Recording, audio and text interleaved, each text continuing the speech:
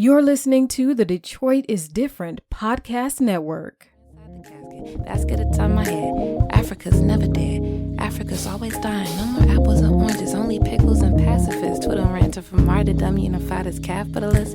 Give them death beat gone. Give them Teflon Don. Give them rice around the politics to bear more arms and watch the bears come out. Yeah.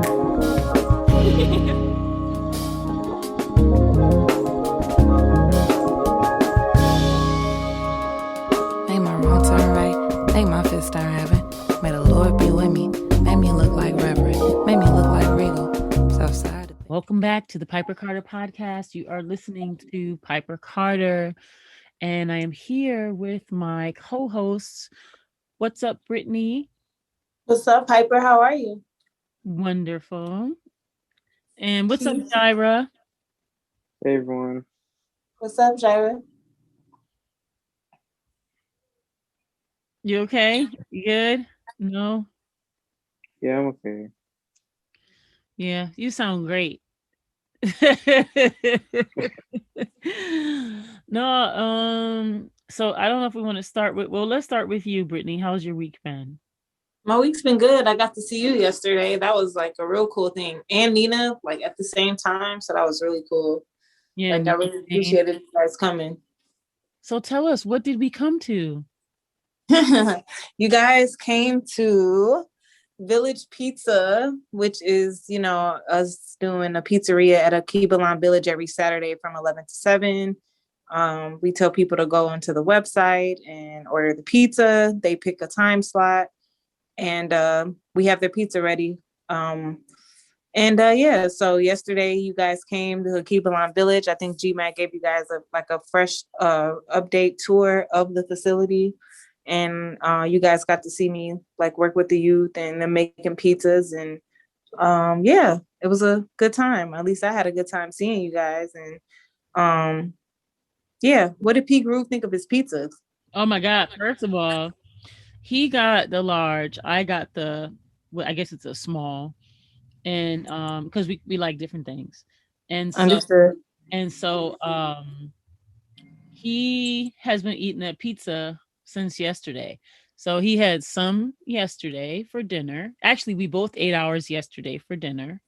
Okay. And he had the large, so of course he had pizza left over. So he had that pizza also for his dinner this evening, of which I snuck slice. But okay. That pizza is so good. And his grandson, thank you so much. Yeah, his grandson had it for dinner last night and tonight as well. And his grandson is 7. Okay. And so he doesn't like anything but chicken nuggets and French fries. And he loved that pizza. And so, wow. Yeah. And that's good. Mm-hmm. And for me, I have I started seeing this holistic doctor. Well, initially I got the holistic doctor for my mom because Understood. I really wanted, help her, improve and everything with her heart condition. And so, but my mom was like, "Nah, I'm not about to do none of this." Because when you go, you have to go on a fast, and then, anyway, it's a regimen. And so she was just like, "I'm not going to commit to this regimen." And I'm like, man, I tried though. I tried. But my mom was just like, no. And so I ended up reading all the materials that he gave her and blah, blah, blah. And I was like, this is all the stuff that I do, the stuff I believe in. It's like the stuff from, Queen Afua, Dr. Jewel Pookrum, Dr. Layla Africa, Dr.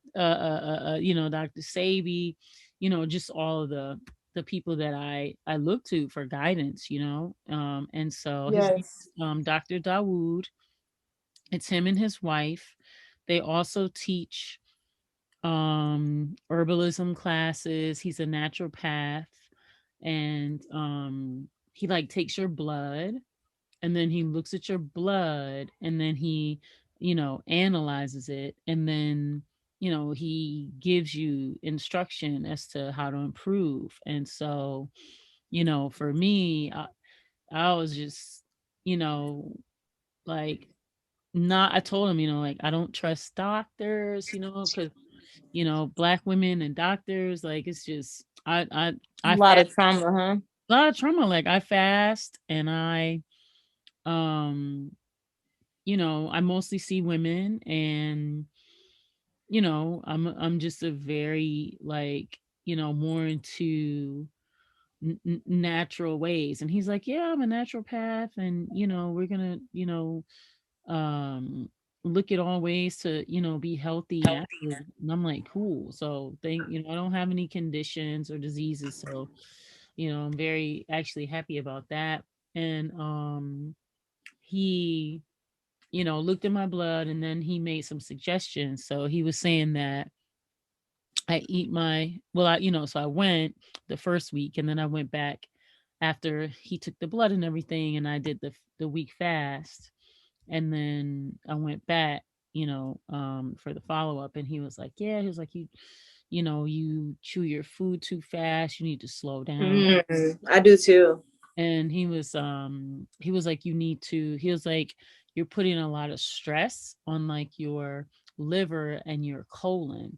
And so um I'm gonna be drinking this. I ordered this delivery of this steam distilled water. And I was like, well, why not alkaline water? And he was like, because I asked him, I said, of all the water, like, why not just spring water, or alkaline water? And he was like, well, with spring water, you don't know the spring that it comes from. So I was like, well, on the bottle, it says Wisconsin, you know? And he was like, yeah, Wisconsin, but you don't know, like, what dead animals may have been around the spring. You don't know, like, what metals or pollutants are around, the area of the spring. I said, yeah, that's true. He was like, and also too, with the alkaline water, he was basically explaining how, um, you could be too alkaline sometimes, and, like, how with uh the metals and things, like how the alkaline can, like, interfere with metals, and you can be putting that, like, right up to your brain. And so I was like, oh, that's interesting. He said with this steam distilled water, though, it's a bit more, I hate to say, like, pure, but I don't know another word. And you're getting all the natural minerals and everything, you know. uh Nah. he he said, because the regular distill, regular, like, if you just boil water, all the minerals and stuff boil out, and that's why you'll see that rim, like, around the pot or whatever. And Mm-hmm. how, but the steam distilled, they have all these machines or whatever, and they were able to distill it, so you still, but through a steam process that where it captures it, so you still get to keep all the minerals and everything, in the water. So that's a thing.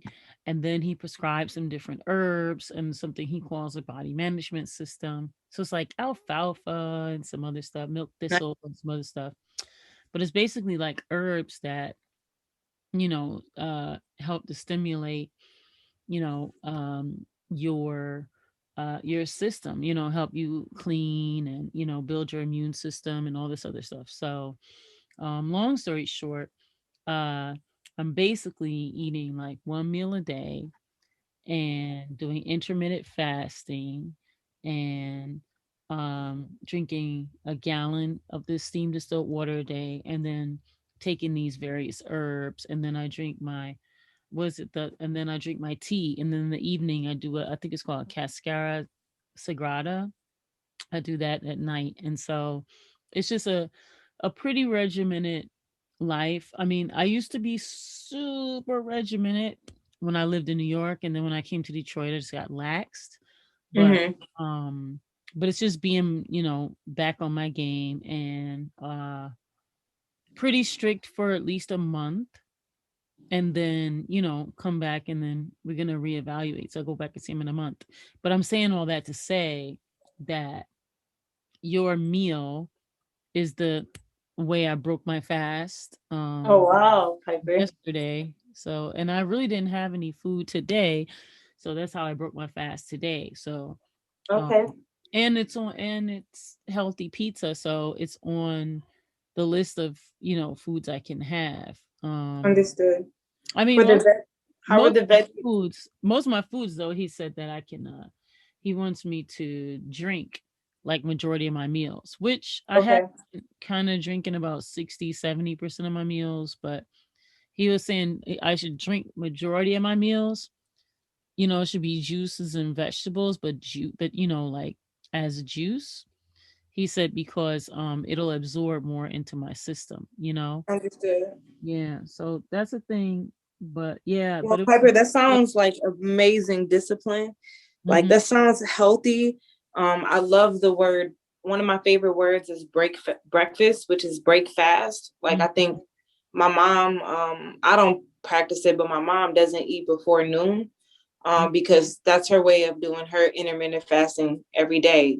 She drinks a lot. I think you and P Groove though do, I mean, habitually, right, do an amazing job of juicing and um, uh, taking shots and really starting off your day with, you know what I mean, like liquids, which is so good for your body and your immune system. So Yeah, but I P need Group is better. more juicer than me. I'm a self-proclaimed fat vegan. Like Mhm. I like to eat, you know what I mean? I like to chew down on some kale and I got you. but yeah, that's the thing. Like, no solid foods before noon, Yeah. you Yeah. know. So that's what I'm on too. So yeah. That's dope. That's the healthy way. That's Miss Beverly knows what to do. Yeah, she was so happy to see you guys. Like, I know it's I good. wanted to give her a hug, but I was like, she's over there kneading dough. I better not get near her. Haha, here you go. No, really, because you gotta be careful, like It's true. I It's had, true. I had come from outside. I was, doing you making I pizza, understand. I understand. maybe 2019, you know what I'm saying? I would have went over there, but you know, post I COVID, get it. you gotta keep your distance. It's true. It's Mhm. true. But you did a great job. The food was Thank you. amazing. Uh, Thank you, Piper. fresh ingredients, very tasty. And Thank you. no, I do not mess with no square, thick crust pizza. Was But I it airy I enough for do it you? for you. No, listen, it's not airy. I don't want all that crust. Like, I'm a thin crust. I'm a well, soft, we're adding that to the main. thin crust person. New We're York adding that to. style, baby. You understand? That's what All I'm right, listen. doing. New I'm York bringing style. I'm bringing the New York style in like a month. Like, I just by the summertime I'll have my Hmm. round, which I really appreciate. I think it's everything you want it to be. Like, so I'm excited for you to have that because I know that'll be like what's better for you and your eating lifestyle too. So I definitely get it, Uh, but but yeah, I you did get it. a great job. Great, great, great. Very proud of you. Thank you, Um, Pipe. I'm glad. I was so happy to see you. yeah. Well, let's Yeah. get into. You brought some topics. Yeah. Yeah. Topics. Um, Jireh. You there, Jireh? Yes, sorry. It's all good. So, in the car world, do you care about cars? Do you like cars as a tech person? Yeah, I love cars. Have you ever been to the auto show? Actually, no, I've never been. What? Jireh, that is like I never had something an that opportunity to I'm, go. well, I'm hoping that they bring the Detroit Auto Show back. I mean, I'm hoping that we're able to have it. And I'm looking online, and as it reads now, they are having the auto show June 11th through the 26th, which is normal. Only in the sense of that, usually the auto show is when they do have it, it's a week and a half long. Typically, as a Detroiter, I'm used to the auto show being um, at the 1st of January. That's like one of the winter things that you can do. Pipe, what are your experiences with the Detroit Auto Show? I used to photograph it. I used to have a couple Nice. clients. Well, I used to have a couple clients that wanted their, things photographed there, but it was more like the models. I had photographed a lot of models there before, and it's basically like a convention. And they have the cars displayed everywhere, but then over the years, like over time, they started like upgrading the experience, and so they would have performances, parties, um different types of displays, incorporating a lot of arts and culture and technology. They would have whole fashion shows Mm. at the auto show, and different distributors or different car companies will have a different, what am I trying to say? Like, way that they want to entice you to purchase the car with the way they do their presentation and display. And so some people do these big, they started getting into like these big screens, and then it was like the touch screens, and then they were doing films, and uh some of them have like little treats or food, or just all types of, just think of like, how can I, in all of these, because it's in a huge, well, we don't know what will be moving forward. It had been in a huge convention center, and I mean, tens of thousands of people come from all over the world uh to see, you know but I maybe even more than that, to see the newest technology, the newest designs, um, different ideas. You have paint, you know, different paint types of finishes, and many of the displays will have models doing demonstrations of different things. So you have different companies there that might represent different aspects of the auto industry. So you can have different parts, distributors, different, like I said, paint companies, paint finishes, different tire companies, ball bearings, the seats, what are they made of? Are they leather? You could get in most of the cars of the displays. You can actually get in, and you could feel around. They had even started doing some test drives where you could make appointments with some of the companies and test drive some things around. Um, outside or whatever. And then it started getting a bit to where they would have a little bit of like pre-events that would happen before the auto show. Um, and then like official auto show parties and the after parties. It's pretty much like, imagine All-Star Weekend. It's for cars. No, like seriously, like my experience with it is like the fact that for me in high school, like that was the thing to do, was to go to the auto show. Like, you know what I mean? Like it was like where like the suburbs high school kids, and like where the Detroit high school kids, the private school kids, like that's where everybody would come together. Like one of those events that brought everybody together. Like, so it was just a blast. Like, of course it got like a little out of hand at times, our generation, I feel like, but it was definitely like a hangout spot for like, younger people too. However, like, as I got older, I definitely saw like how the auto show, like you're saying, is like a huge, like it's definitely top 3 Detroit events, annual events, wouldn't you say? Yeah, I think it's number one. Yeah, I think it is too. Mhm. Yeah, I definitely think it's number 1. Yeah, it's definitely big. It's definitely huge. Like, because people, Yeah. I'd say the auto show, and then the techno fest. Oh yes. Yeah. That's a good number 2. Mm-hmm. The Technofest is huge. People come from all over the world, right? Mm-hmm. Mm-hmm. Mm-hmm. Yeah. But this, this year's auto show, actually 2020's auto show was supposed to be the first year where it was going to be an outdoor display, and that it was going to be moved to the summertime. They were going to turn I think campus marshes into displays, as well as the TCF Center, former Cobo Center, being still like the hub of the show. But the cool thing is that it was going to be moved to the summertime. So of course, last year for that, those plans were interrupted by COVID-19.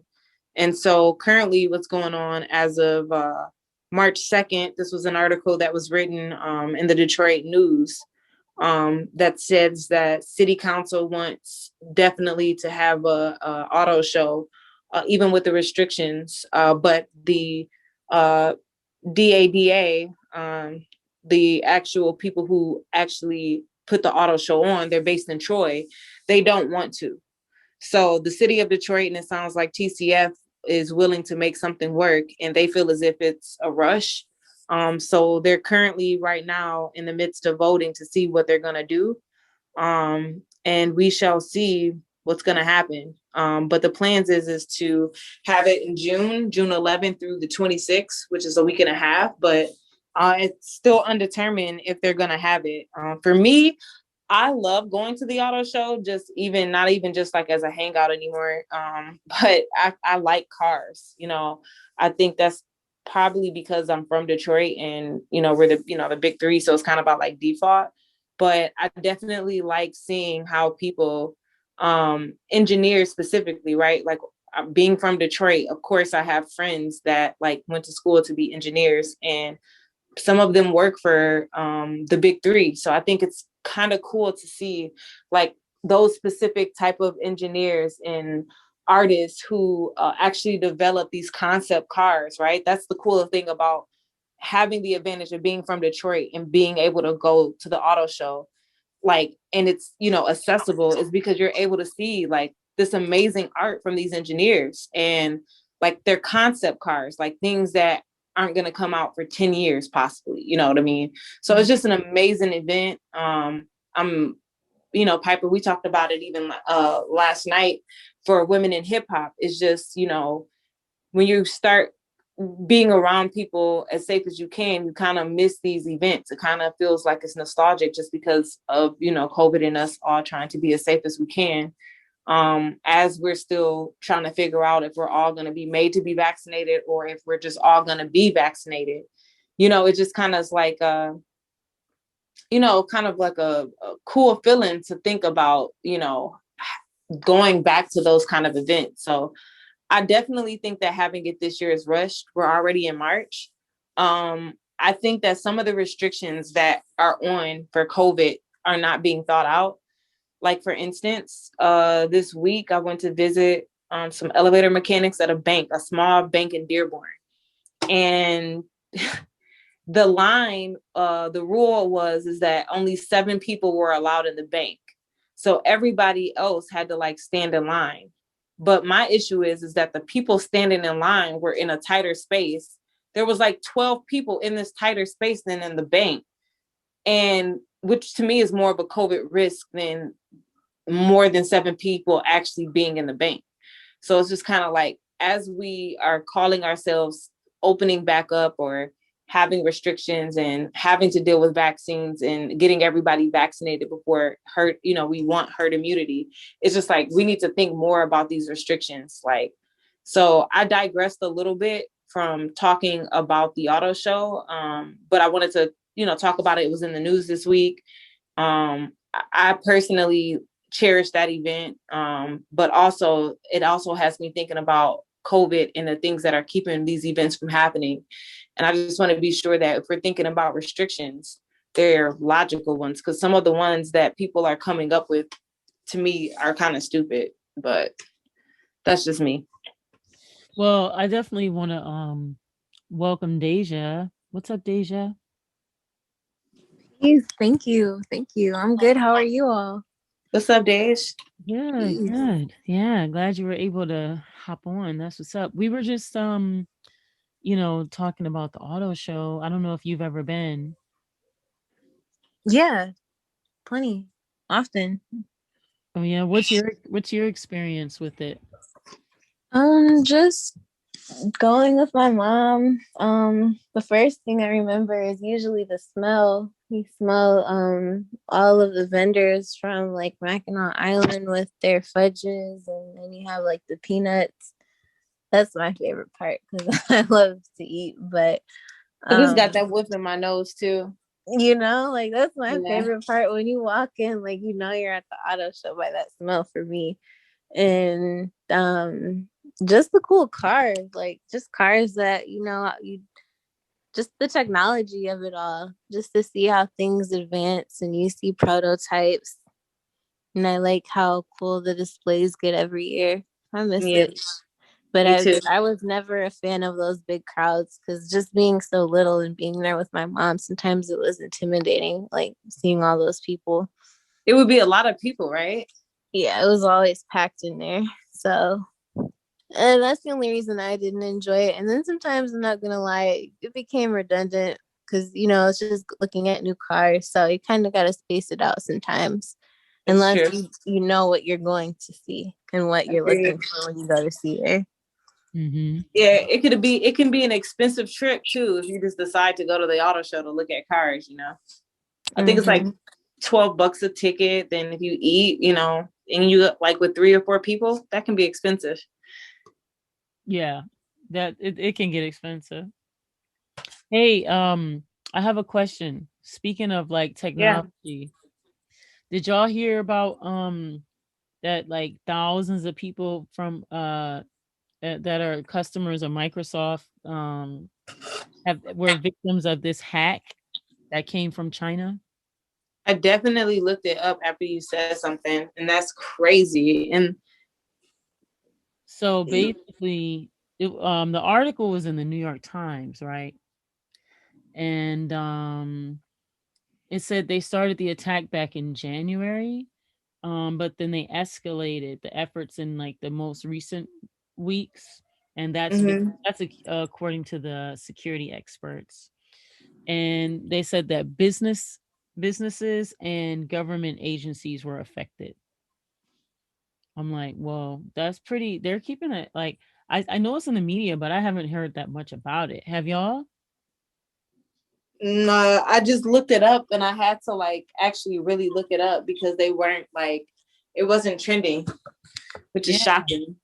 It Yeah, said, things like oh, go ahead, Jireh.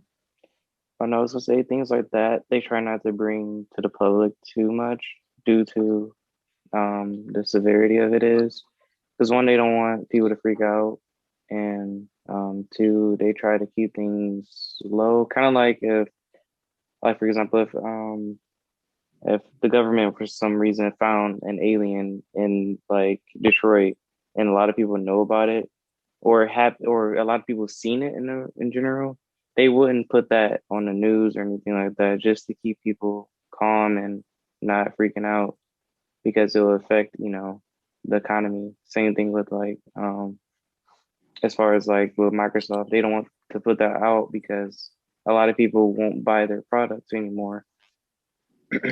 Bro, it says the attack exploited holes in Exchange, which is a mail Yeah. and calendar server that's created by Microsoft and used by a brand what does it say?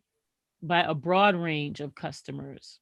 So yeah, that's pretty deep, man. I mean, I mean, and Microsoft is one of those companies that is pretty much a staple for most American businesses, you know? Yeah. You think of Fortune 500, you think of Microsoft, right? Yeah, they all use it for everything. Yeah. It says that their services have been compromised, right? And it was an aggressive hacking campaign. It says they said they think it was probably sponsored by the Chinese government. I wonder why though, right? Like Maybe spying into customers' data. and they hacked some pretty like prominent people too. Who do you see? Give me 1 second. I'm gonna hop back into the article. It says the number of victims are estimated to be in like the tens of thousands, and it could rise. And yeah, this is and it's ongoing. Like, I guess they're The European Banking Authority. Like what? Wow. Electricity providers, senior citizen homes, an ice cream company, Elliott City, a Maryland-based firm that monitors the security of customers. Wow. It says that a cybersecurity firm discovered hack, you know. That's crazy. Yeah. It says Microsoft is trying to repair the vulnerabilities.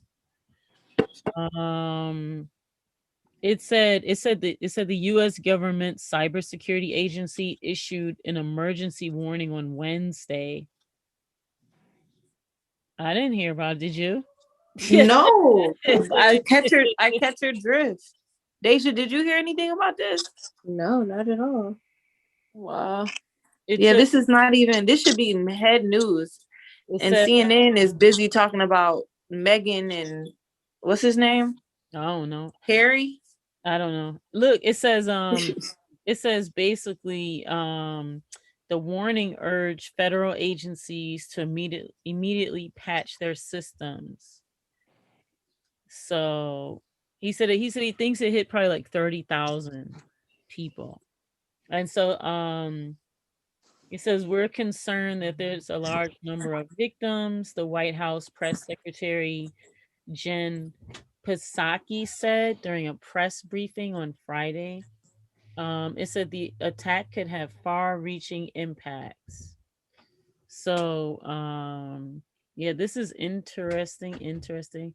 Wait, what does this part say? It says federal officials were struggling to understand how the latest hack compared with last year's intrusion into a variety of federal agencies and corporate systems by Russian hackers in what has become known as SolarWinds attack. I think I remember that. So it says in the incident, the Russian hackers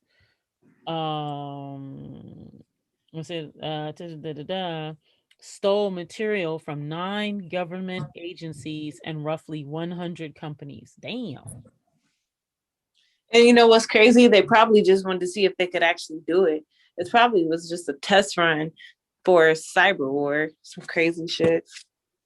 Man, that's crazy.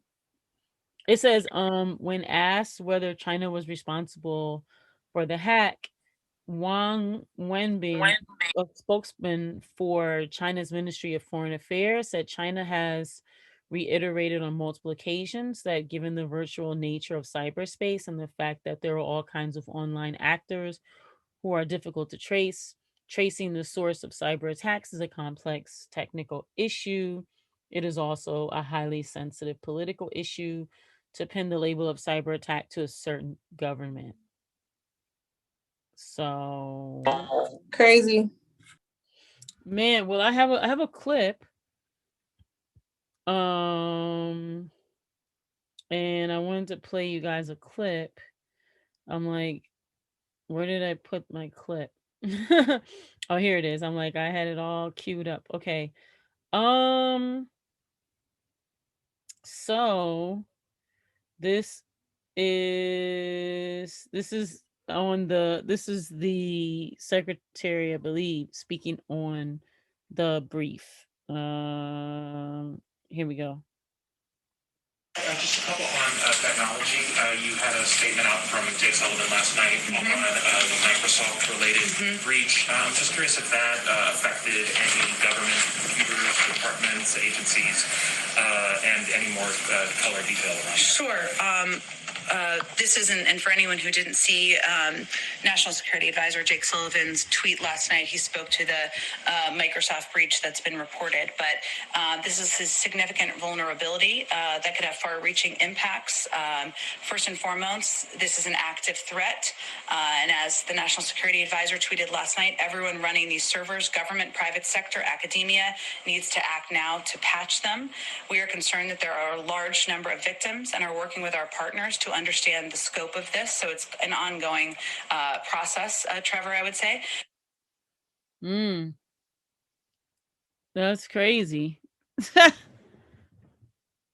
She was sounding a little nervous there.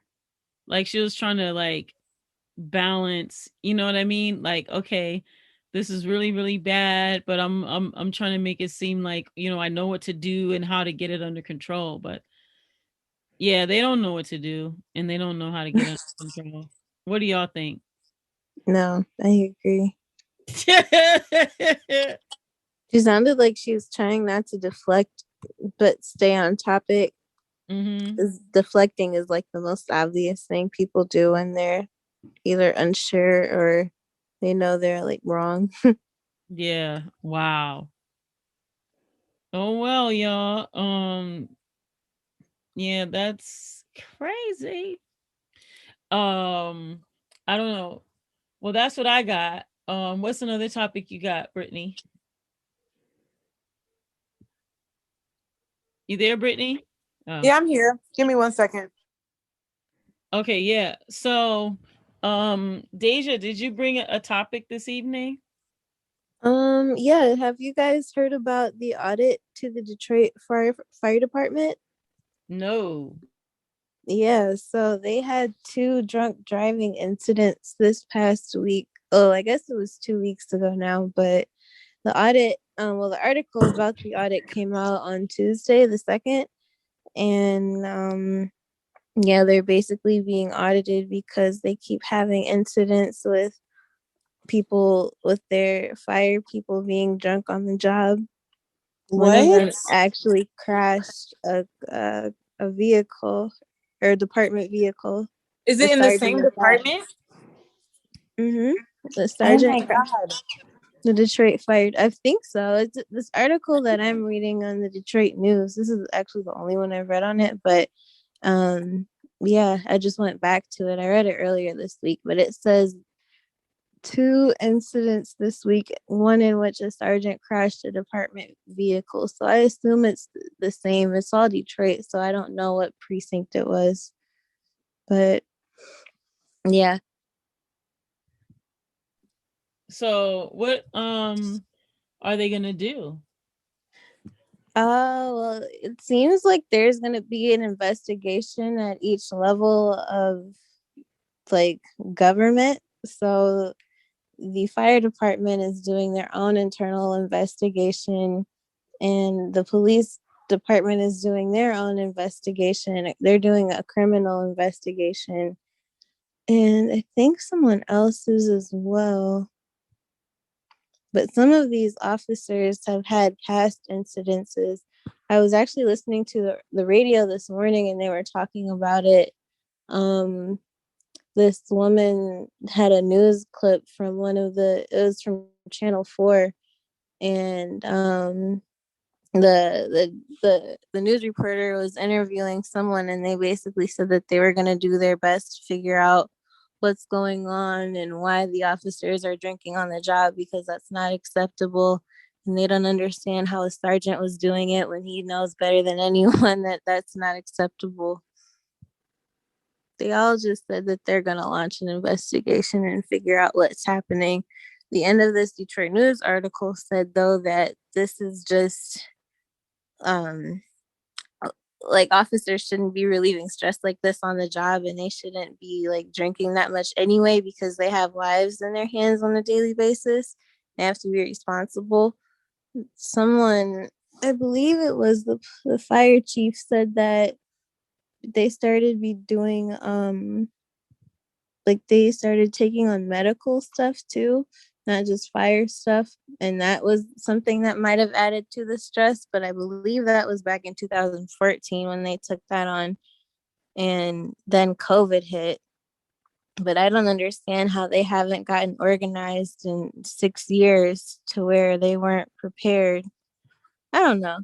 I'm not judging because I'm not a firefighter and I know that job is extreme, but I don't understand. I mean, it's a stressful job, and people drink and people do drugs and people do the job. I mean, it's interesting. It's like, of course the fire chief is going to say, what he has to say, but at the end of the day, like being a any sort of high pressure job like that, where you're Yeah. responsible, and it's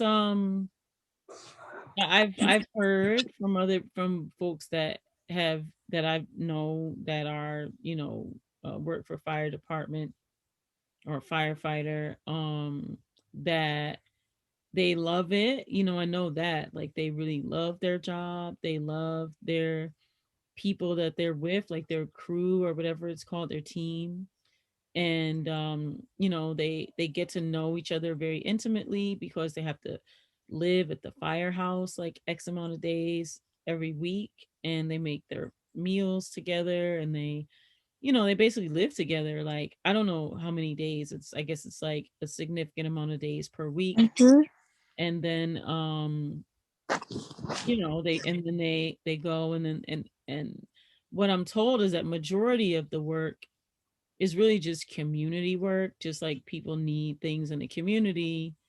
And then the dangerous stuff is like not that often, and which is good because we don't want a bunch of fires raging everywhere. But in a city like Detroit that has something called like a Devil's Night, did people do Devil's Night last year? I don't even know.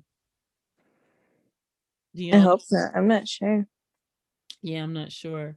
But in a city where people do something called a Devil's Night, where people die every year because people are setting fires, in the community for some weird holiday, I'm sure, like, that's, I mean, and that in and of itself is some stress. I mean, just the fact that they have to pick up, some of the slack because there's not a proper, you know, staffing of an EMT system, and although they do make pretty decent money, um, I could imagine how the load of, the stress of just like having to, deal with people as often as they probably do could possibly weigh on a person. So I could definitely see people being like, okay, I'm gonna just, you know, take some of this stress off, just like people smoke weed, I'm gonna take some Mm-hmm. stress off, you know, um, gonna, or like the way people drink coffee or anything like that, I'm gonna have a drink and relax a little bit. Uh-oh, it's a fire. Uh-oh, I gotta go. Oh, I got a medical emergency. Yeah. I could totally see that happening to Well, people. Piper, it's Terrible. funny you say that because in the elevator trade, like they always talk about like how things used to be. And they used to say like part of what they would do is like on their lunch break, they would go and have a beer. Like that was part of how things work. Like they would get off work early and while they were probably still on the clock, drink. So it's not like, I don't think I can definitely visualize it, but it just makes it even worse that part of like a fire person's job is to drive, to get somewhere safe. So I think in general too, I've noticed like other type of truck drivers, like that are on the road. I just feel as if like I wouldn't say, I think their mindsets have gotten a little bit more lackadaisical. Just Now, how I see them they like were take. always, let me tell you something. Mm-hmm. The trucking has always been like an industry of the mafia, okay? Okay. So the people who now this is a broad generalization, but historically people who have done trucking, you know, have also engaged in a lot of trafficking, drug trafficking or bootlegging or any of that, okay? And so the the trade routes and all this kind of thing with the trucking, like that's a huge industry to where a lot of truckers make extra money carry a little extra load. You know what I'm saying? They have historically they've had a different lifestyle, which is the go to the that's where the motel side of the road motel, what do you call it? We'll That's say so true. sex worker, Yeah. environment. Yeah, and so yeah, the trucker thing, I mean, yeah, like drugs, drinking in general is a part of that culture. You know what I'm saying? And I am giving a broad generalization. I do know people who drive trucks and things who don't drink, and who are very faithful and who, don't fit Do that the right things. Yeah. stereotype. But yeah, that's that. But now with the firefighter, I mean, we're always used to seeing this healthy buff, firefighter that, we always think of the firefighter as like the good guy. I mean, The everybody, stereotype. yeah, everyone loves the fire department, right? They hate the police, but they love to see the fire people. And how many times you see the fire truck go by and then you put your arm and go that, nah, nah, I want them to like yank the thing, you know?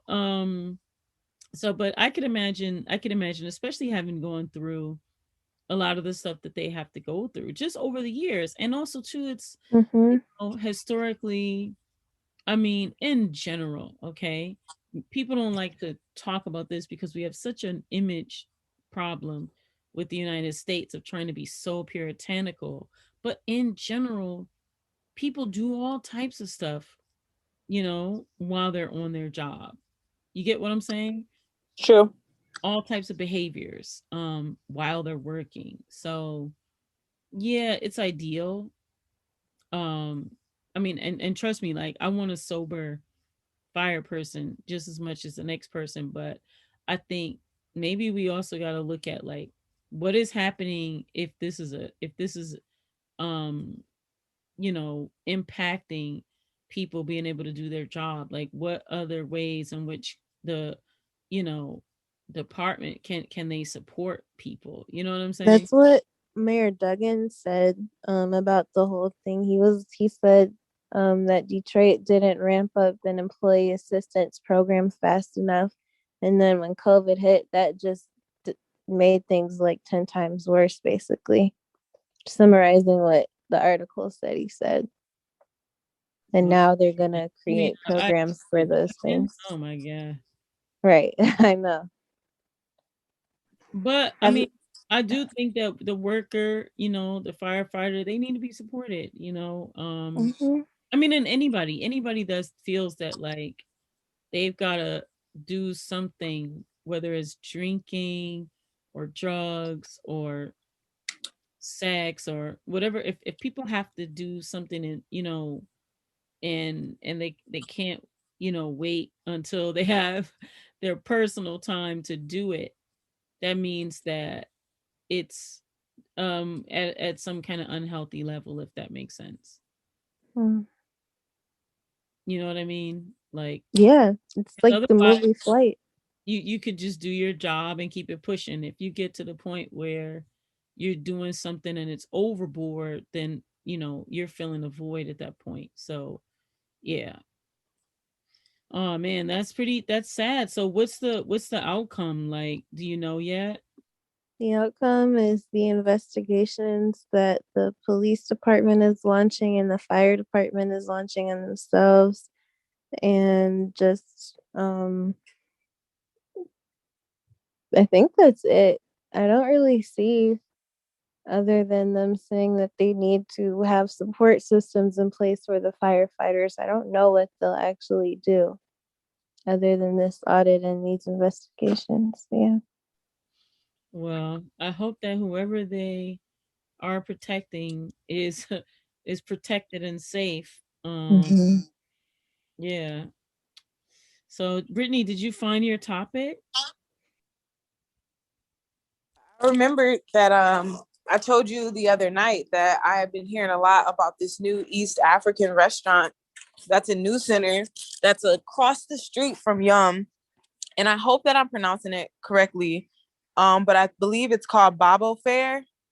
And a lot of people have been talking about it from a sense of they had done a they did a small soft opening, and it was like $60 for a plate, and not even just a plate. It was like I'd say like a 4 to 5 course meal.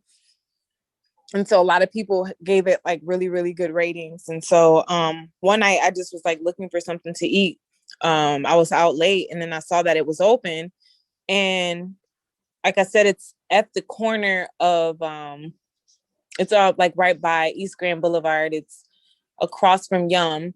But they were open. It was almost like 9 o'clock. And I walked in, and it was beautiful. Like, I mean, it was probably one of the most like from an atmosphere space, like it's probably the most modern restaurant on Woodward in that area. When I say it's modern, I mean it just is so well put together, and it has such a great. It's like modern African art. Like, it's the only way I can describe it. Kind of like not Afrofuturism, but it's just, it's just a beautiful space. It has good energy. The owner was very, very humble. He was amazing. The restaurant was full of white people, which of course they love eating exotic food. However you want to take that word, but it didn't surprise me. The point I'm making is they like Ethiopian food. They like dabbling in different cultures. It makes them feel cool. But the atmosphere was great. I had what did I have? I had sauteed eggplant. I had like a coconut rice pilaf. I had fresh plantain, and I had like a collard green like mixture. I can't really describe it, and it had like spices on it. I got it carried out, but I hear when you eat in, they give you for an appetizer plantain and fresh roasted peanuts. And then I also bought this $6 little bottle of like passion fruit juice that's freshly squeezed, that they had like perfect labels on. I know that's random, but I mean, they just like had their whole package together, very nicely assembled. The food was very good. It was very tasty. It had flavors. They also have a bread. It's not injera bread like Ethiopian bread. They call it a flatbread. The owner and his wife, it's their business. They've only been in the US since 2014. He mentions, on his, in his press releases, and then also on his Instagram page, that, it took him 3 years to develop the concept, but he wanted to, of course, bring, the area of Africa that he's from, he wanted to ensure that all those flavors made it into all of these dishes. And it has for me, a very unique taste. It's awesome. Excuse my background because I'm on 4th Street, but the food has a really, just a really, really like, I think, a unique taste, and very flavorful. And again, the atmosphere is amazing. I would say it's a good addition to that area, right? When you talk about that area specifically, across the street is Cooking with Q, who's doing vegan, vegetarian, and I think she also does some pescatarian dishes. You have Yum Village. You also have Textures by Nefertiti that has moved in that area. Sapino's, which is, flagship, is in Eastern Market. They're there. So the boulevard, the extension of, if you want to call it gentrification or development, is starting to stretch almost into Highland Park as we expected. But it's awesome to see, in that space, there's about 5 Black-owned businesses as you start to edge into Highland Park off the boulevard. So I think that he's a great addition to that area.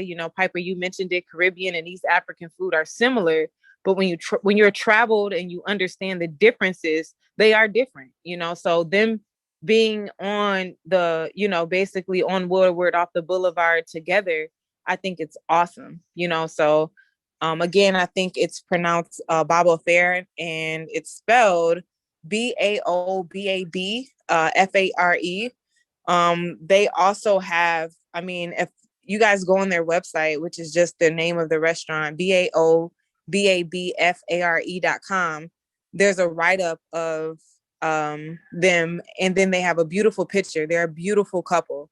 So I think it's also cool that they are, marketing the fact that they've gone into business together and share, a dream together. I'll read you a little bit off of their journey on the website. It says, the mission to present a taste and feel of East Africa will be reflected by the staff's cultural awareness and personal background. It is the intention of Bible Fair to rely on our close friends at Freedom House, a temporary home for indigenous survivors of persecution from around the world who are seeking asylum, to fulfill staffing needs. By offering employment to farmer residents of Freedom House, we will be providing the promise of opportunity to the new American excited to contribute to their community. We have to bring Bible Fair to Detroit. It is a responsibility. In an effort to encourage enrichment of the city through immigration from international countries, we have to be attractive to all. If Detroit wants to be a major international player in the world as a tourist attraction and a livable destination, we need to have interesting and diverse options for all activities. Other big cities, for example, have all types of food. In New York, you can find Chinese food next to an Indian restaurant, across from a pizza parlor, next door to a Jewish deli. Detroit is going to be like that. It can be like that, and as long as we make it happen. And the first step for me is bringing an African restaurant to Detroit. That's diversity. So yeah, I think you guys should check it out. So I'm gonna just play their let me see. This is on they have a YouTube channel. Oh, nice. And so this is the it's a bit long. I'll play this from their YouTube channel. This is about their restaurant.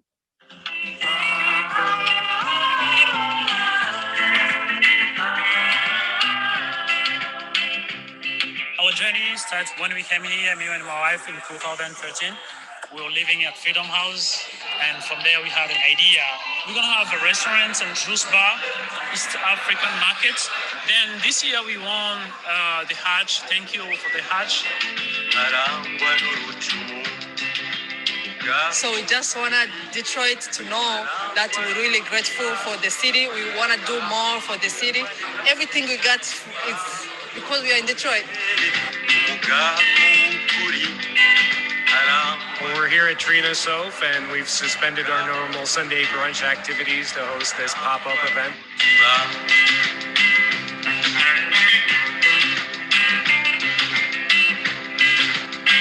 I was not really expecting that much people to get sold out that early. If you see outside how the weather is, we couldn't expect that people are gonna come. We are running out food now. It's amazing. My first experience going to the first pop-up was running from 6 to 9. I got there in 6:15 and all the food was gone. First 15 minutes.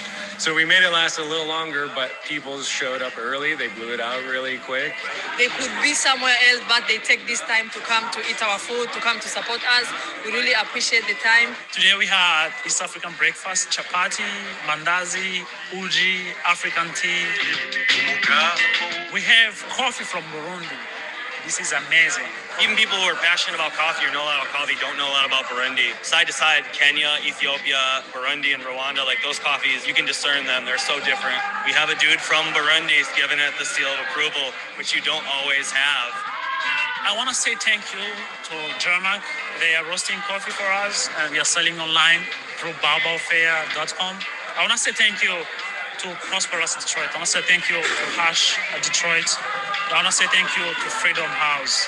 We couldn't be here today without their support. It's like we are the luckiest people in the world. Me and my husband, since we are here, we get support with everybody.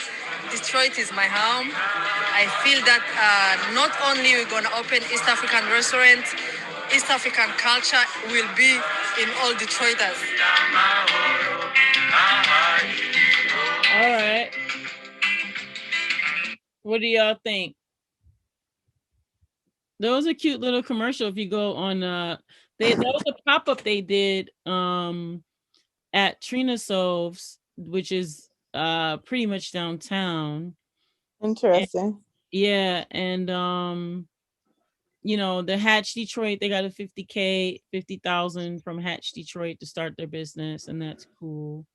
And so with Hatch Detroit, that fund goes to pay for people to get buildings and things. And then the Freedom House, I don't know if y'all know what Freedom House is, but you just explained it, Brittany, but I know we've done some things with Freedom House, and they basically house refugees. And so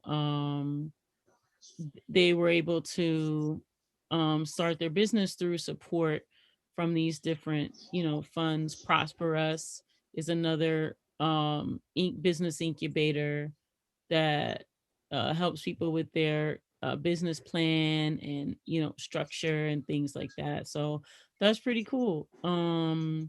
Yeah, it's unique. It's kind of unique to me.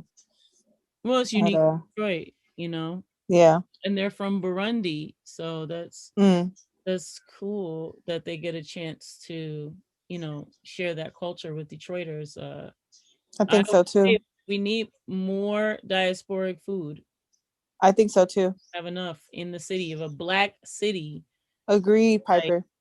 how many? We have 3 Caribbean restaurants and 1 African restaurant, and it's East African. And then the West African Senegalese restaurant that we have is in the suburbs. Oh, and there's an Ethiopian restaurant in the suburbs. Yeah, there's 2 technically, right? Blue Nile and then Taste of Ethiopia. Mm-hmm. One's in what, Southfield, the other's in Ferndale. Yeah, and then the West African is Senegalese. I think it's Big Daddy, and that's in what city is Okay. that? I don't know what city that is. But it's Me in, neither. I think might be Southfield. I don't know. I think it's Southfield. I think so. Yeah, so we definitely need more diasporic food. I'm looking for the Cuban food. I'm looking. Mm. We do have quote unquote Puerto Rican restaurants, but I gotta be honest with you, like it the Puerto Rican food that they have here, it's not really Puerto Rican food because like the owner is Dominican. I think his wife is like Ecuadorian.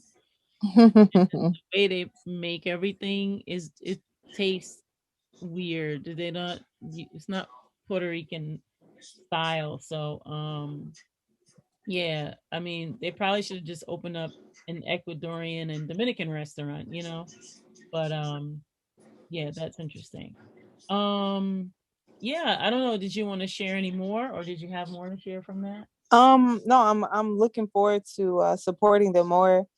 He and I made a very small connection, so um I'm excited. I'm hoping that they can stop by the village next week. If they do, I'll let you guys know. But I mean, it's just cool. It's really inspirational, to see, he was talking about the process of, becoming code compliant when it comes to being able to sell like your products. Like if I were to do a frozen vegan pizza kit or whatever, he was just talking about like being able to step out and actually sell your product that way, it's worth it.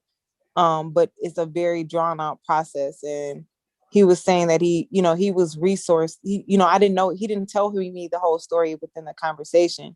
He just lightly said that he was, blessed enough to have resources where he was able to walk through that whole entire process. And, he mentioned that it was very difficult and challenging, but once you get to the end of the process, you know what I mean? It's well worth it. It just means too much. You make, you capitalize off it. Just to be transparent, you're able to really capitalize off more than, what you're serving in your kitchen. You have a bad day, with food costs, and then the next day you sell, 20 cases of juices, it balances out, so it was the stage I'm in, and trying to have my own space one day when I'm ready for that. That was an inspiring touch. So yeah, just wanted to shout them out. You should reach out to those programs too. Yeah, you got me thinking. Yeah. So All right, I got like 2 things. They're all okay. all my stuff. Since we're on restaurant, I don't know. Are y'all? So we're in Michigan. Friday, the ban on indoor eating was lifted, and all the restaurants were able to have sit down eating at 50% capacity. I wonder, have folks, Deja, Jireh, have y'all gone into any restaurants over the weekend and like sat down and ate in the restaurant at all? No, I haven't. I don't really like to eat in restaurants at all. What about you, Deja? You there, Deja? Well, I'm gonna play a clip, and so this is, with all of the indoor restrictions being lifted, they're just talking about like what is the impact that it's gonna have. And we heard already about Texas, and what was it? Was it Alabama and Texas that were like bucking against all restrictions, and we're just like, hey, like we're not gonna respect any of your restrictions. But this is from the CBS Evening News, and this was the anchor Nora O'Donnell, and talking about the indoor dining and masks. Tonight, Dr. Anthony Fauci says he's concerned that a recent drop in infections nationwide has now stalled and could start climbing again. New research from the CDC appears to back that up, suggesting that in places where in-person dining is allowed, the death rate from COVID goes up. At the same time, scientists at the CDC say they now have evidence that masks work, leading to fewer infections and deaths. So, I don't know. What do y'all have any reaction to that at all? Or Go ahead, Jireh. Or Jireh?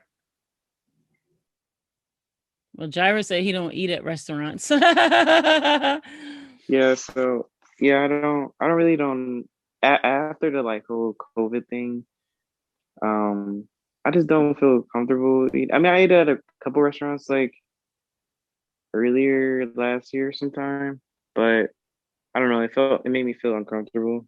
So just the fact that you can't really eat, um, you can't really eat with your mask on, so you have to take it off. So everyone's in there with no mask, and you don't even know those people, and you don't know where they've been, and you're just eating, breathing the same air as them, and then not only that, I just feel uncomfortable because I know a lot of restaurants don't clean as well, so I know it's more so like a mental thing for me. I don't trust it, and it's like not safe, I feel like. Yeah, I'm with you. I ate Brittany's pizza, but yeah, I'm with you, Jireh. Hilarious. No, I definitely say in the restaurant industry, going back to eating at restaurants, eat at your own risk. Wow. There was a song called, I think it was called Play at Your Own Risk.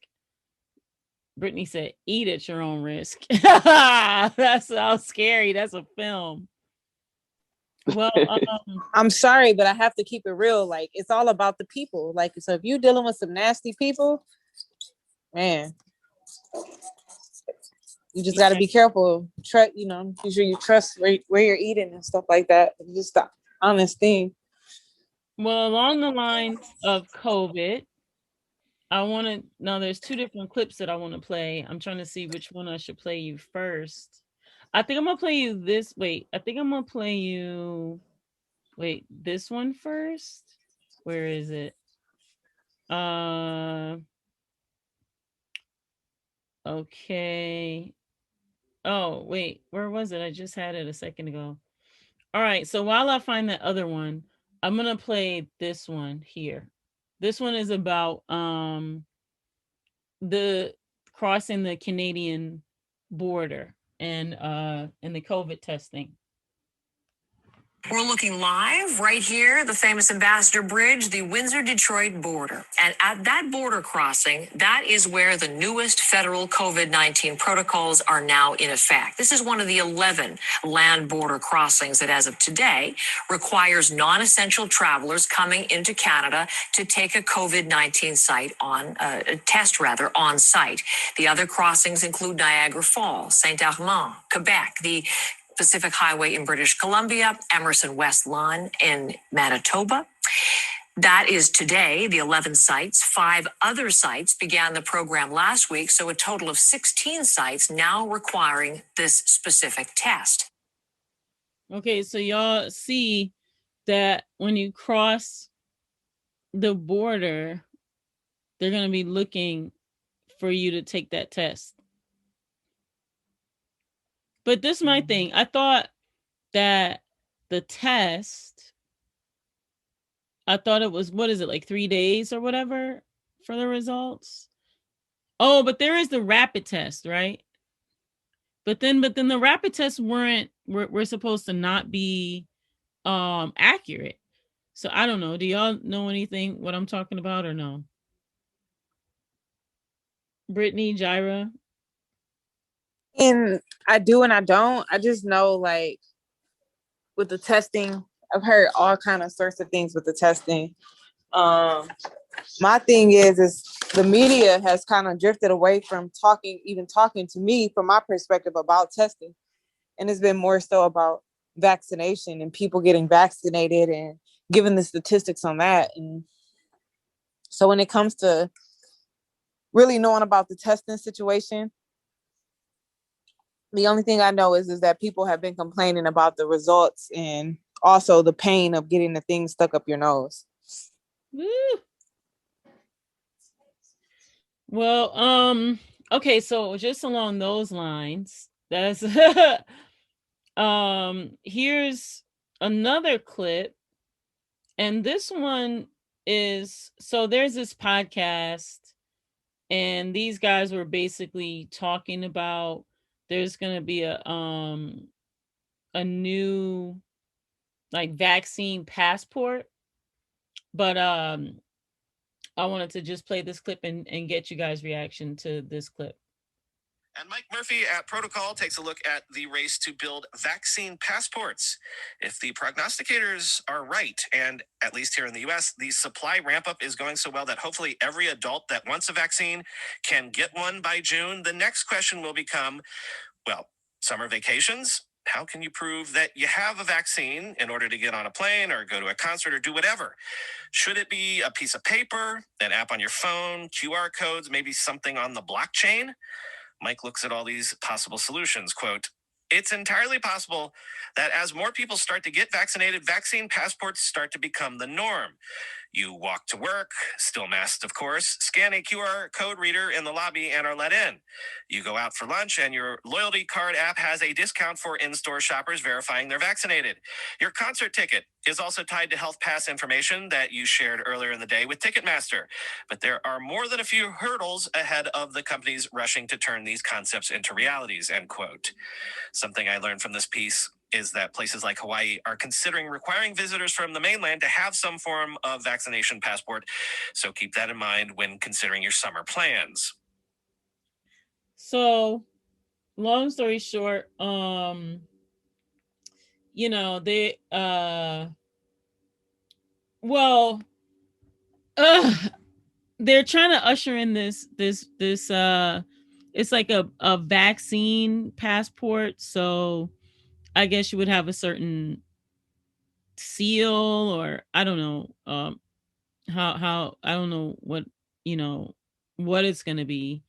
But you said something earlier, Brittany, about if we're going to be forced to get vaccinated. I could completely see where, you know, whole countries will be like, you can't come here unless you have, you know, the vaccine passport, or even states will be like, yeah, you can't come here unless you have like your ID, you know, with your updated vaccination information. Like, that's just, I could see that.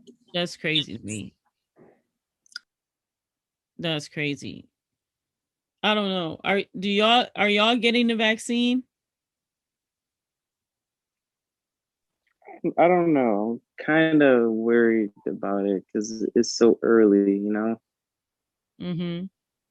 So, if my job requires it, then yes, I'll get it. But other than that, no.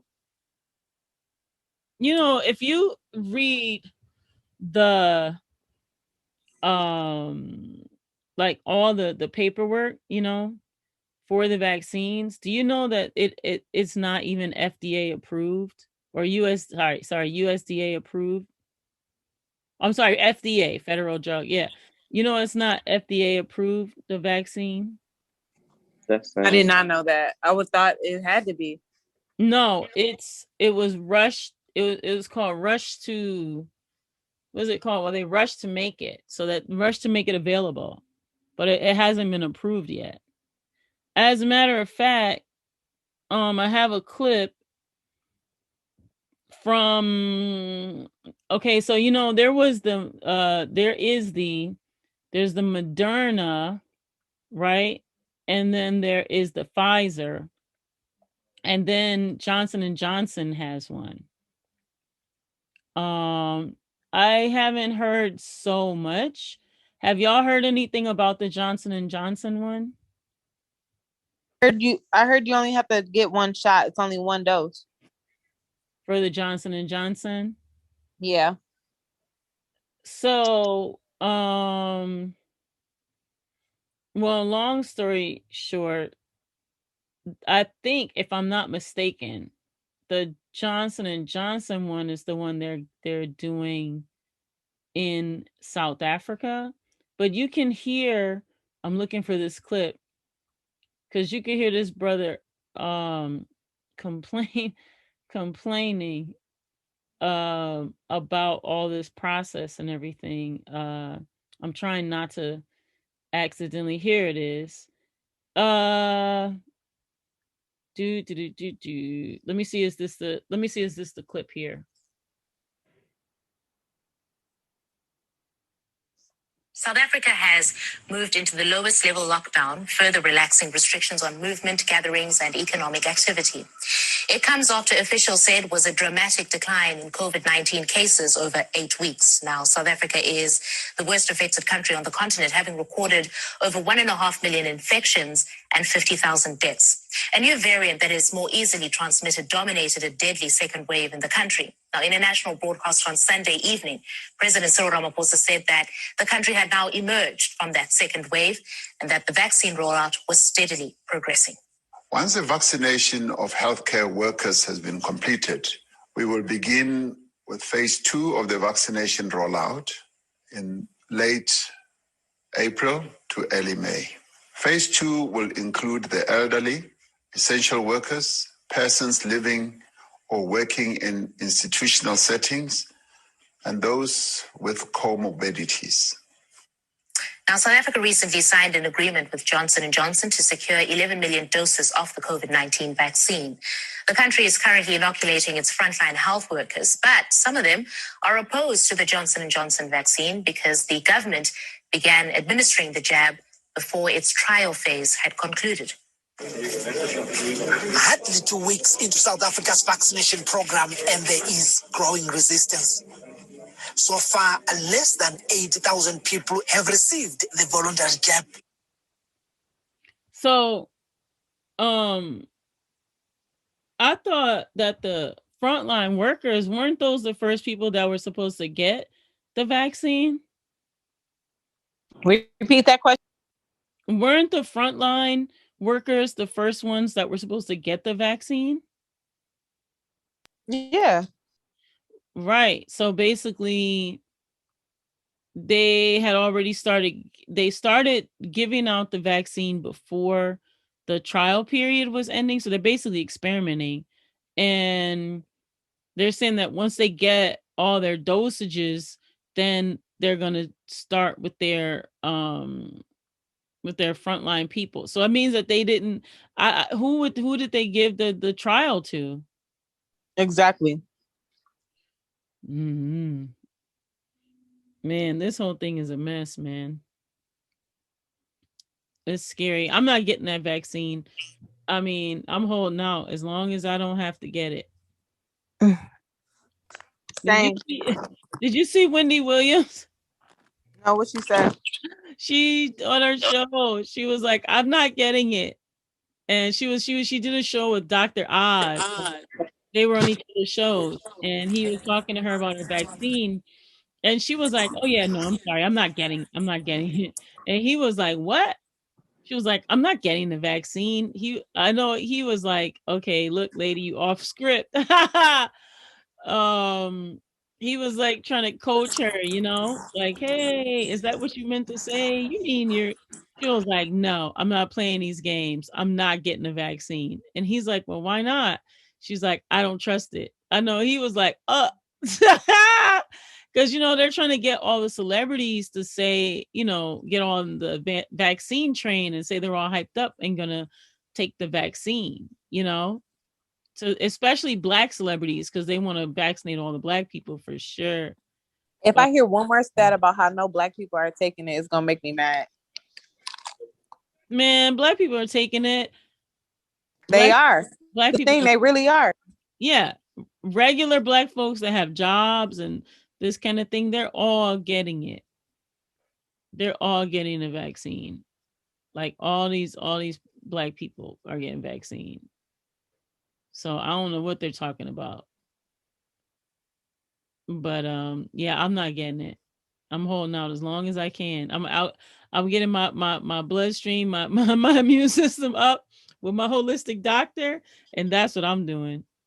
I got me some N95 masks, and I'm gonna just stay away from y'all and the rest of the people in the world as often as I can, and only connect when it's necessary or I have to. And I don't know, it'll be like that for a minute until all the rest of y'all get vaccinated.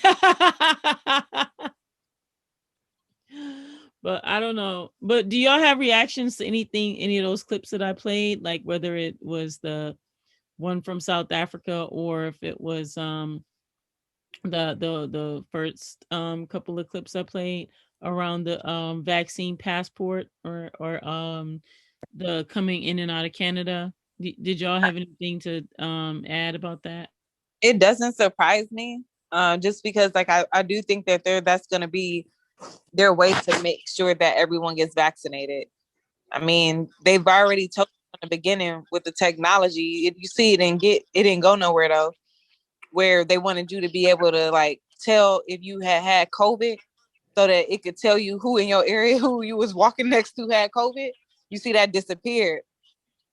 But that's just to let you know like where they want to go with this. So they'll be able to detail who is or isn't vaccinated.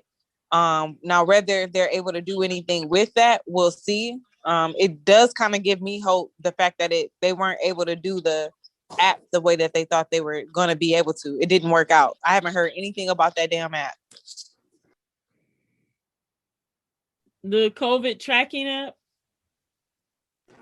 Yep. Oh yeah. People are working on all time. Remember they had a few of them and people are working on that stuff. You know what's interesting? All this stuff. Okay, this is what's going on in my brain. So we just heard that Microsoft had this breach, right? That was supposedly from China, right? Yeah. And we know that that's Bill Gates, right? Or no? Y'all know that, right? Yeah. Okay.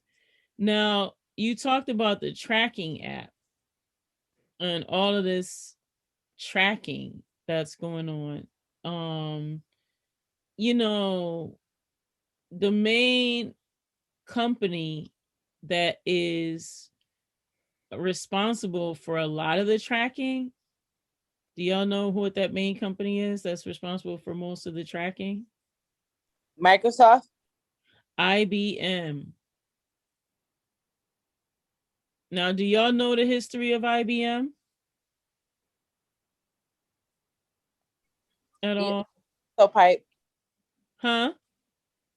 I don't think so. IBM, I mean, most people might know IBM these days from some of their technologies, But if you grew up in like the 70s and 80s and maybe 60s, 70s, 80s, IBM was like the main like typewriter company, and then they got into word processors. But historically, back in you know the World War II days, IBM was the company that was working with the Nazis to track Jews. You know that? Wait, what? IBM, there's a book about it. There's a lot of research. There's extensive research about it. I was saying historically, wow. IBM was the company that was doing all the tracking for the Nazis. They were tracking the Jews for the Nazis. And, later it cleaned its image up and became America's number one before Microsoft in the like 60s, 70s, and 80s. And even in the 90s, as Microsoft was building itself, IBM was the leading company for all these corporations. And they use IBM products. All their offices were outfitted with IBM computers. And that was the main computer that folks used, was an IBM. Typewriters, initially it was typewriters when everyone had the typewriters in their offices. And then when they switched, I remember those. yeah, then they switched over to word processors, and then everyone switched over to computers. And I guess Microsoft took over when things kind of went the way of the software, but in terms of equipment, hardware, IBM was a giant. And so in this age of technology, IBM has now switched itself over also to software. And yeah, so they're the ones that are leading in this tracking of this like COVID tracking, but that was their history. So I wasn't sure if y'all were aware of that. I definitely was. There was a connection there with IBM and the tracking part. But I do remember like being really young, like in the early 90s, like IBM having a presence. But because I was so young, I like, when I say young, like I mean like 2 or 3 or 4, like I didn't get a chance to like really embrace their existence. And it seemed like once I was old enough to start using computers, IBM really wasn't a thing. Like I just remember like at Mumford, like they had a tech room that had Apple computers, and then everything else, to your point, it was pretty it was Microsoft driven, I'm pretty sure. So I didn't really get a chance to like encounter IBM software or programs, but I definitely knew about them as a brand. And then like I said, it's like they disappeared. Yeah. So now they're back with their Nazi tracking, historical Nazi tracking technology to track you for COVID. That's crazy. Yeah, that's the world we're in. That's the world we're in. So I don't know. We've been talking for a long time now. That's a lot of research for folks to do, stuff for folks to check out. I agree. I don't know if Deja or if Jireh have any other topics that y'all want to touch on, or if y'all want to touch on any of these. No, not really. No, okay. And what about you, Deja? Well, I hope Deja has a good week. Hope Jireh, you have a good week. Pipe, it's been great. It was good seeing you this weekend. It's been a long time. Yeah. And I hope you guys have a good upcoming week as well. Yeah. So well, Jireh, give us your parting words. Try to stay positive as much as you can, no matter what happens in your life. Oh, Jireh. And what about you, Brittany? Nothing really. Just like I said, everyone have a good week. Jireh, keep your head up. You are the man with the plan. Just remember that everything's gonna work out, and that's it. And I don't know, Deja, you there? You want to leave us with some parting words? Okay, I think Deja had to step away. Well, for me, I'm just want to let y'all know that we have a lot of dope programming for Women's History Month. I don't know, some many shows ago I have been talking a lot about the Universal Hip Hop Museum, and it, they broke ground, they're starting to build. There's so much great stuff that's happening. A lot of amazing people are at the table, and just wanted to shout out everyone that's been working on this for some years, and a special shout out to Martha Diaz, who is leading the Women in Hip Hop initiatives under her brand, the Hip Hop Education Center. And so it's a jam-packed month that's full of women in hip hop programming. There's different panel discussions. There's an amazing playlist with just all types of women on, and it's volumes and volumes and volumes over the years, and it's by decade of all these women in hip hop. On the social media, there'll be different day by day highlighting of different women in hip hop who are very significant, and it's just amazing. I'm going to be on one of the panels. If you want, you can sign up for the newsletter on the website wefoundhiphop.com. Go to my website, sign up for my newsletter. But to find out about these projects, you can go to the Universal Hip Hop Museum's website, and you can also go to the Hip Hop Education website. And so the Hip Hop Education website is hiphopeducation.com. And then if you want to check out the Universal Hip Hop Museum, that one is the uhhm.org, and that's for all things regarding the new museum that's coming. So just look forward for those things, and So exciting. It's so exciting, and keep listening to the podcast. Oh, also the end of this month, for We Found Hip Hop, one of our artists, Aisha Ellis, is going to be featuring her new music. She's currently in the studio working on great music. In the end of this month, we'll be streaming her performance, and so for her new song. Nice. So I'm really excited. We'll play the song on here. We're gonna do a live, and I'm just excited. It's gonna be amazing. But once again, this has been the Piper Carter podcast. We thank you for listening. We want you to share, like, subscribe, let folks know. Join us on our Facebook page, Piper Carter Podcast, and join the discussion and let us know what topics you're interested in, or let us know what you think about this show. Also, too, you can find us on Instagram, pc.podcast. And, we're always looking for feedback from our listeners. We really appreciate you. It was so exciting to learn that there's 25,000 of you. And so, we come up with our topics every week, but we definitely want to make sure that we're touching on topics that you want us to touch on, that, things that you want us to hear us discuss.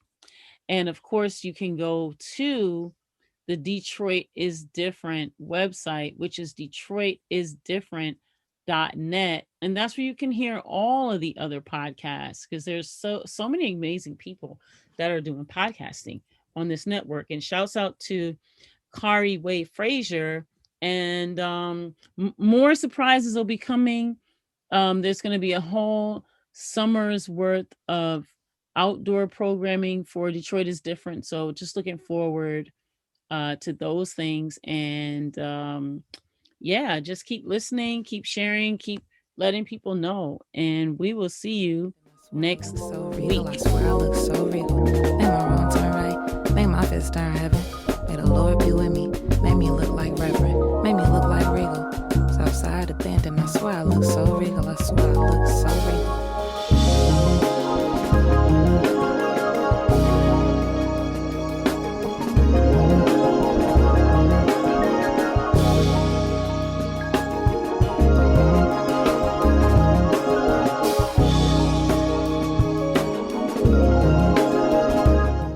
Remember to like, share, subscribe, and always listen on Stitcher, Google Play, Apple Store, and Spotify.